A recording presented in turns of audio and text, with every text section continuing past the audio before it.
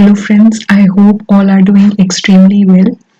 Last class जो हमने करी थी वो बेसिकली हम शेयर कैपिटल के बारे में डिस्कस करे थे कि शेयर कैपिटल में हमें क्या क्या चीज़ें वेरीफाई करनी होती हैं। हर एक एक पॉइंट वाइज डिस्कस करे थे। अगर ऑथराइज शेयर कैपिटल बढ़ाना है तो उसमें क्या है, रिडक्शन करना है तो उसमें क्या है, डिस्काउंट पे शेयर इशू नहीं कर सकते हैं, सिक्योरिटीज प्रीमियम अकाउंट कहाँ कहाँ अप्लाई कर सकते हैं।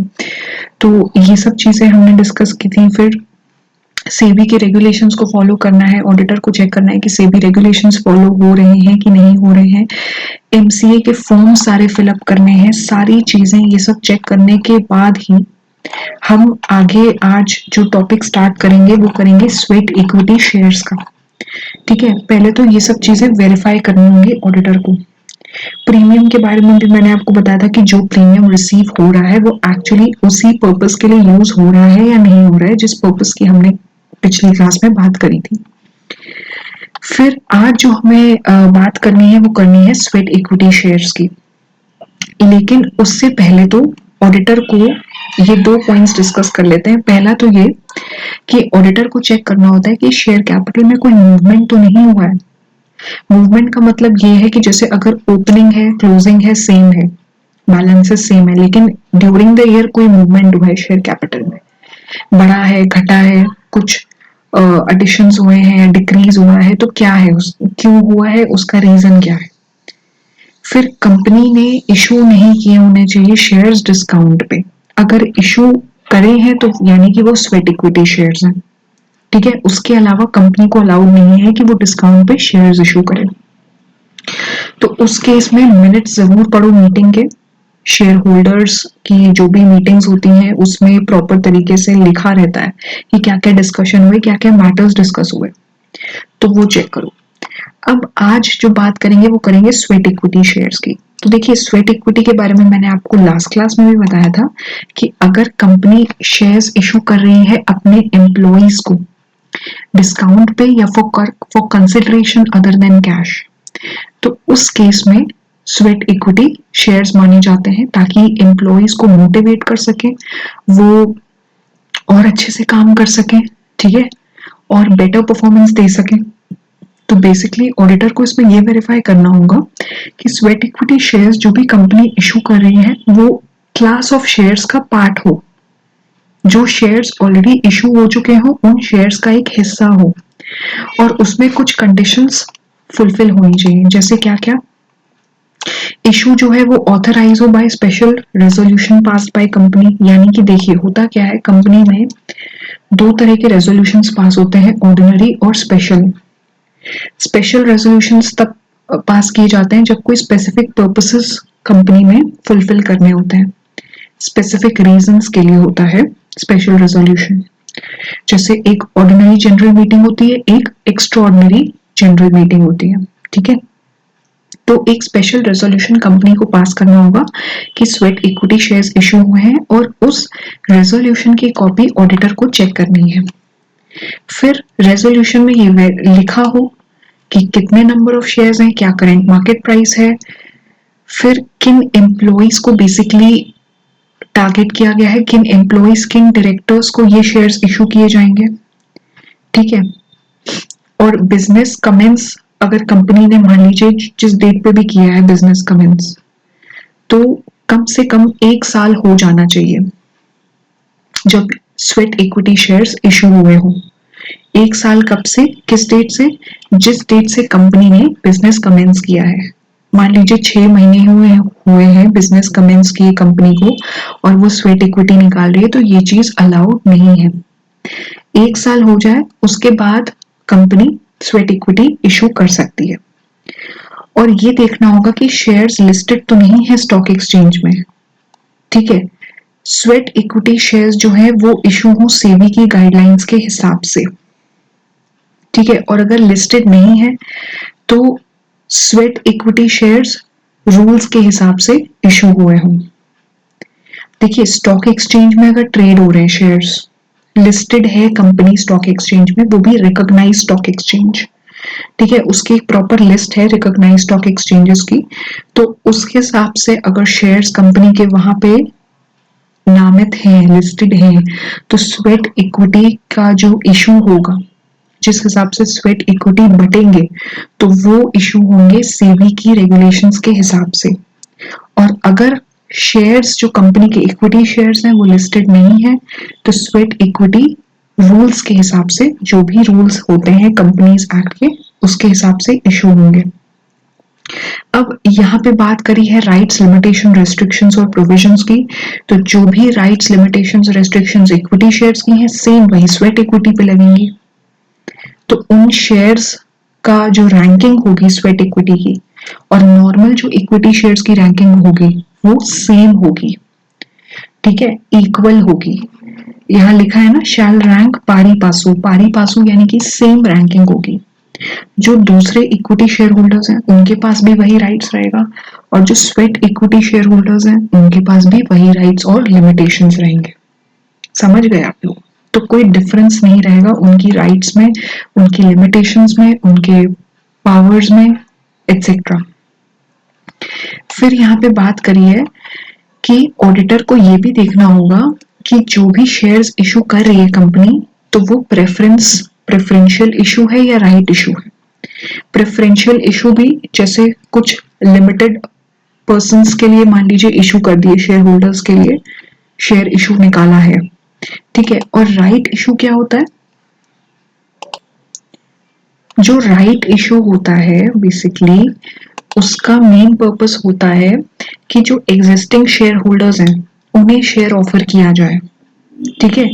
प्रेफरेंशियल अलॉटमेंट बेसिकली होता है कि ग्रुप ऑफ पीपल को टारगेट करने के लिए, कुछ ग्रुप ऑफ पीपल जैसे है, एक ग्रुप बना है लोगों का, उन्हें शेयर्स अलॉट करने के लिए प्रेफरेंशियल इशू होता है, ठीक है। एक ग्रुप होता है इन्वेस्टर्स का, और ये राइट इशू से डिफरेंट होता है क्योंकि right issue basically existing share holders के लिए किया जाता है, कंपनी ऑफर करती है।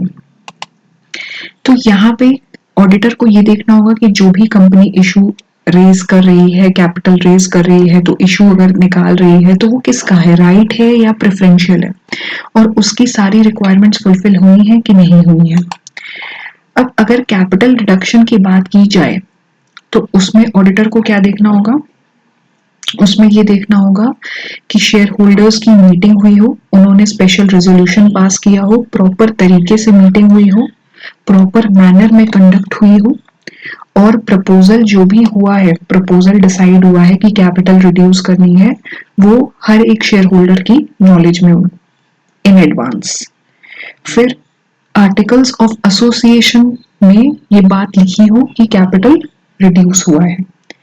देखिए कोई भी कंपनी होती है उसमें कोई भी ऐसे चेंज हो रहा है, कैपिटल चेंज हो रहा है, या कैपिटल ऑथराइज कैपिटल बढ़ रही है, या शेयर्स प्रीमियम पे इशू हो रहे हैं, या राइट इशू हो रहा है, फिर आईपीओ के बाद एफपीओ लॉन्च हो रहा है, तो ये सारी चीजें जो हैं मीटिंग में डिसाइड होती ही होती हैं कंपनीज की, मिनट्स में लिखी रहती हैं।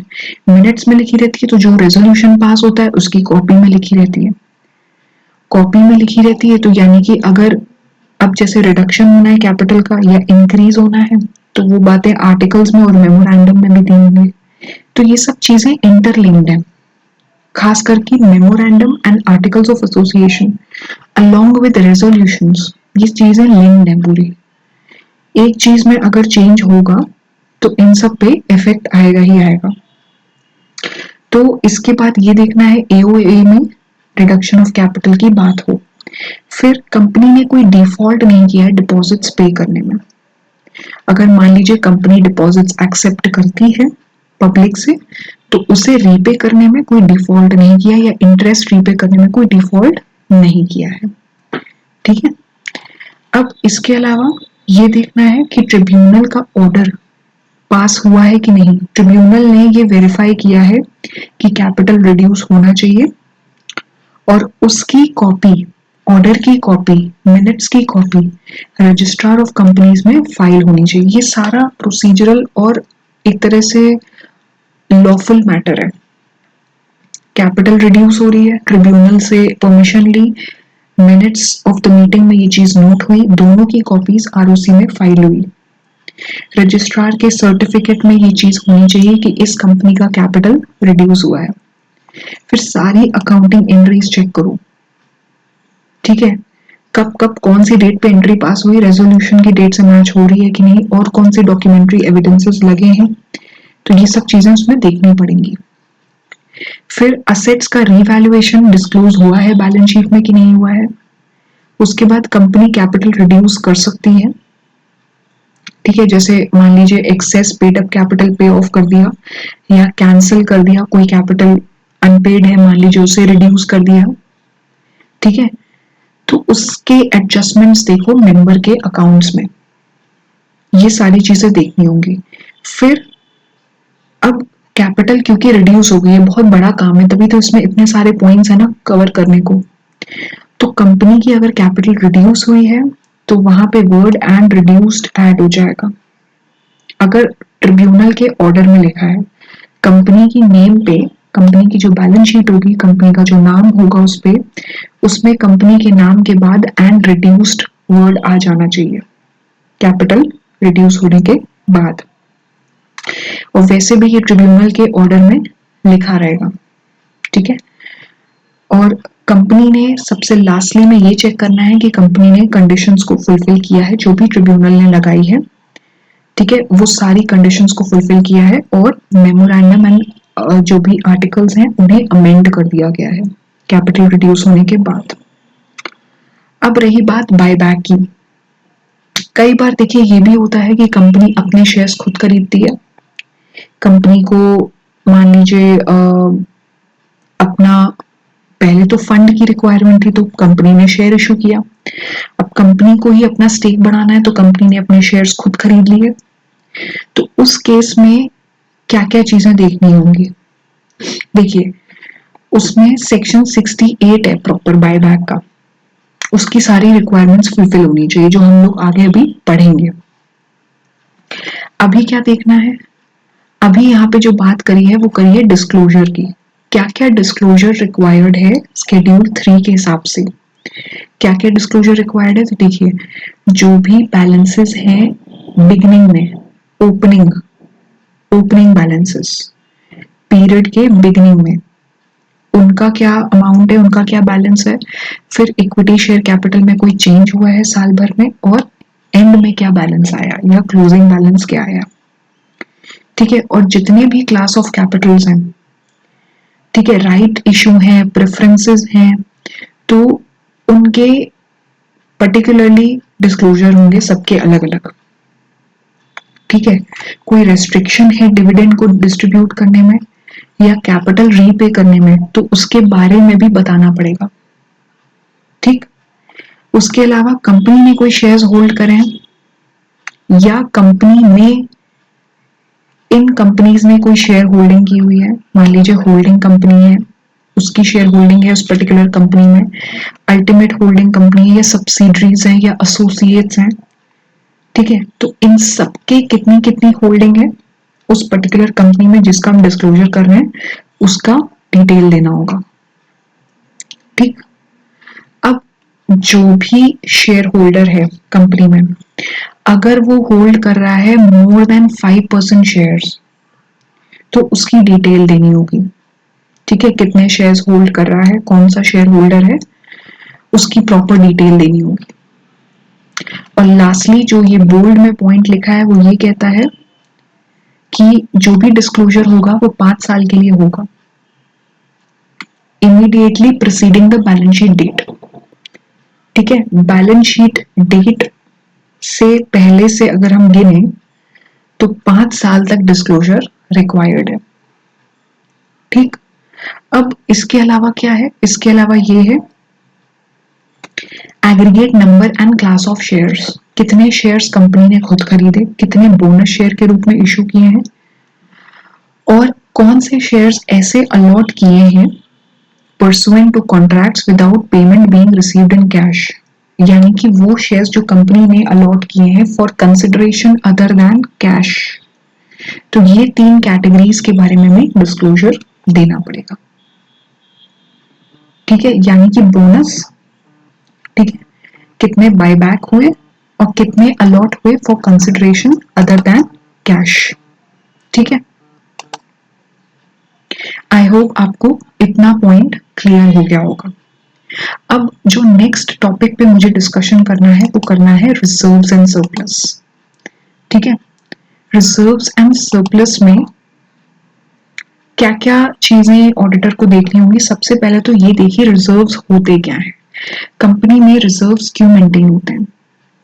प्रॉफिट से कुछ अमाउंट हटा के, कुछ अमाउंट अलग करके रिजर्व्स रखे जाते हैं कंपनी में, ताकि कोई लाइबिलिटी मीट आउट हो सके, कोई अगर अनयूजुअल हैपनिंग हो रही है, कॉन्टिंजेंसी हो रही है, या कोई स्पेसिफिक पर्पस है, अचीव करना है, कमिटमेंट है, किसी को कमिटमेंट दिया है, या फिर असेट्स की वैल्यू में रिडक्शन हो रहा है, डिमिनिशन हो रहा है, एसेट्स की वैल्यू घट रही है बैलेंस शीट डेट से अगर देखा जाए, तो उसे कवर अप करने के लिए रिजर्व्स मेंटेन किए जाते हैं। ठीक है, और रिजर्व्स का क्या पर्पस होता है, डिविडेंड डिस्ट्रीब्यूट करना, कंपनी में एक्सपेंशन करना है, कंपनी में कोई बड़ा मान लीजिए फिक्स्ड असेट खरीदना है, एक्विजिशन करना है। ठीक है, तो रिजर्व्स के अलग अलग इसमें भी कैटेगराइजेशन होते हैं, जैसे रेवेन्यू रिजर्व्स हो गए और कैपिटल रिजर्व्स हो गए। तो रेवेन्यू रिजर्व्स वो प्रॉफिट्स होते हैं जो शेयर होल्डर्स को बांटे जाते हैं। ठीक है, प्रॉफिट्स के रूप में जैसे बांट दिए गए, या बिजनेस एक्सटेंशन करना है उसमें यूज हो गए रिजर्व्स, बिजनेस का वर्किंग कैपिटल बढ़ाना है, स्टॉक बढ़ाना है, डेटर्स इंक्रीज करने हैं। ठीक है, और फाइनली कंपनी की फाइनेंशियल पोजीशन को इंप्रूव कौन करेगा, रेवेन्यू रिजर्व्स। ठीक है, प्रॉफिट्स बटेंगे डिविडेंड के रूप में, बिजनेस बढ़ेगा और कैपिटल इन्फ्यूज होगी बिजनेस में, ऑटोमेटिकली रेवेन्यू रिजर्व्स बढ़ेंगे। लेकिन कैपिटल रिजर्व की बात की जाए तो कैपिटल रिजर्व स्पेसिफिक पर्पस के लिए ही यूज होते हैं, जैसे कि सिक्योरिटीज प्रीमियम रिजर्व हो गया। मैंने आपको बताया था कि सिक्योरिटीज प्रीमियम अकाउंट कुछ ही पर्पसेस में यूज आते हैं, जो हमने लास्ट क्लास में डिस्कस किए थे। और कैपिटल रिडेम्पशन रिजर्व आ गया।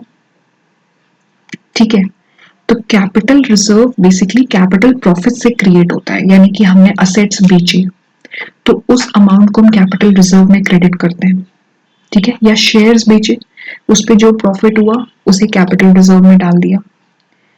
अब कैपिटल रिजर्व को और किस में यूज कर सकते हैं, जैसे लॉसेस हुए या प्रीवियस ईयर लॉसेस हैं उन्हें राइट ऑफ करना है, फिक्टिशियस असेट्स हैं, या फिर बोनस शेयर्स इशू करने हैं। ठीक है, तो उसमें भी कैपिटल रिजर्व यूज कर सकते हैं, लेकिन ये स्पेसिफिक पर्पसेस के लिए ही यूज होते हैं। ठीक है, तो ये हम रिजर्व्स की बात कर रहे हैं अभी। इसमें हमने रेवेन्यू रिजर्व और कैपिटल रिजर्व देख लिया। अब यहाँ पे एक टेबल दी हुई है ऑडिट प्रोसीजर्स की, जो हमें रिजर्व्स एंड सरप्लस ऑडिट करते टाइम हेल्प करती है। ठीक है, तो यहाँ पे ना असर्शन वाइज दिया रहेगा आपको कि एग्जिस्टेंस कैसे देखी जाएगी, कंप्लीटनेस कैसे होगी, वैल्यूएशन कैसे देखा जाएगा। ठीक है, डिस्क्लोजर्स क्या होंगे, असर्शंस जो हमने सबसे पहले टॉपिक के स्टार्टिंग में पढ़े थे।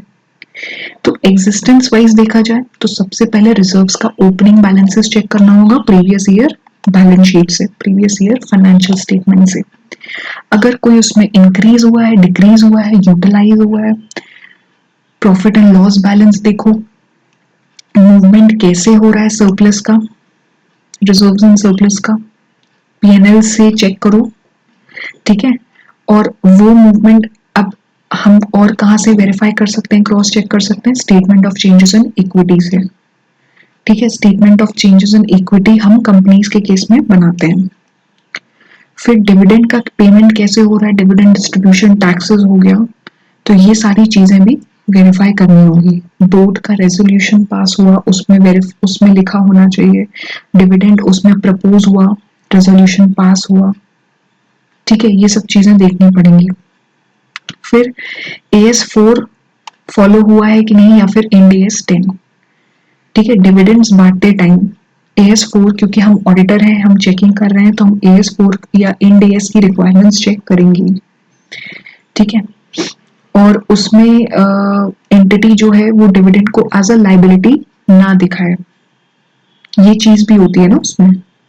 अगर आपने पढ़ा हो तो उसमें ये चीज लिखी रहती है, if dividends to holders of equity instruments are proposed or declared after balance sheet date, An entity should not recognize those dividends as a liability as at the balance sheet date. अगर dividend declare हो रहे हैं balance sheet date के बाद, 31 मार्च के बाद declare हो रहा है, तो उसे लाइबिलिटी नहीं दिखाया जाए। वो प्रपोज डिविडेंड है और उसमें सिर्फ अमाउंट डिस्क्लोज हो कि इतना डिविडेंड प्रपोज हुआ था या डिक्लेयर हुआ था बैलेंस शीट डेट के बाद। ठीक है, फिर सिक्योरिटीज प्रीमियम देखना होगा। कंपनी ने जो भी शेयर्स इशू किए हैं नॉमिनल वैल्यू के ऊपर, उसका वेरीफाई करो। किससे वेरीफाई होगा? रेजोल्यूशन पास किया होगा कंपनी ने, उससे वेरीफाई हो जाएगा। ठीक है, और वो प्रीमियम अकाउंट किस किस चीज में यूज हो रहा है, कितना कितना यूज हो रहा है, एक्चुअली उसी चीज में यूज हो रहा है, वो चेक करना होगा। ठीक है, रही बात डिस्क्लोजर की, तो उसमें ये देखना होगा, क्या चेक करना होगा कि कंपनी ने जो भी रिजर्व्स और सरप्लस बेसिकली अकाउंट है उसे कैटेगराइज किया है कि नहीं। कैपिटल रिजर्व में अलग है, कैपिटल रिडेम्पशन रिजर्व अलग है, सिक्योरिटीज प्रीमियम अकाउंट अलग है, रिटेन्ड अर्निंग्स हो गई। डिबेंचर्स के, क्योंकि डिबेंचर्स भी कंपनी इशू करती है, तो डिबेंचर रिडीम कर रही है तो उसके रिजर्व्स अलग हो गए। समझ गए आप लोग? रीवैल्यूएशन सरप्लस हो गया। असेट्स का रीवैल्यूएशन होता है तो उसका अमाउंट उसमें जाता है। बाकी रिजर्व्स अगर कंपनी मेंटेन करना चाहे, बिल्डिंग रिजर्व हो गया, फर्नीचर का मान लीजिए बिल्डिंग है, मशीनरी रिजर्व हो गया, तो कंपनी के ऊपर है। फिर अगर मान लीजिए फॉरेन ट्रांजैक्शंस हैं, ठीक है, और उसमें एक्सचेंज डिफरेंसेस से प्रॉफिट या लॉस हो रहा है, तो वो भी हम रिजर्व्स में डालेंगे। उसका एक अलग अकाउंट, अलग हेड हो एक्सचेंज डिफरेंस करके। ठीक है, तो इन सब में डिस्क्लोजर अलग अलग कंपनी को करना पड़ेगा। उसमें ये भी चेक करना होगा ऑडिटर को, ओपनिंग बैलेंस कितना है, चेंजेस कितने हैं, प्रॉफिट एंड लॉस साल का कितना है, पूरे फाइनेंशियल ईयर का कितना है, कितने डिविडेंड्स पे किए कंपनी ने, कितना रिटेन्ड अर्निंग में ट्रांसफर किया, कोई और अगर चेंज है, एंड फिर लास्ट में क्लोजिंग बैलेंस क्या है। समझ गए आप लोग? तो ये पूरा पार्ट है रिजर्व्स एंड सरप्लस का। इसके बाद जो टॉपिक स्टार्ट होगा वो होगा बोरोइंग से। तो अगर आपको ये वीडियो समझ आई हो, वैसे तो जरूर पढ़िएगा और रिवीजन से ही आपके टॉपिक्स अप टू डेट रहेंगे। वीडियो अच्छी लगी हो तो do not forget to like the video, share the video and subscribe my channel, press the bell icon for latest updates. अगर कोई कंफ्यूजन हो, डाउट हो तो मुझे इंस्टाग्राम पे डीएम कर सकते हैं या फिर मुझे आप कमेंट करके भी पूछ सकते हैं यूट्यूब पे। ठीक, आज के लिए इतना ही। नेक्स्ट क्लास में हम बोरोइंग स्टार्ट करेंगे। ठीक है, तो फिलहाल आज के लिए इतना ही। Thank you.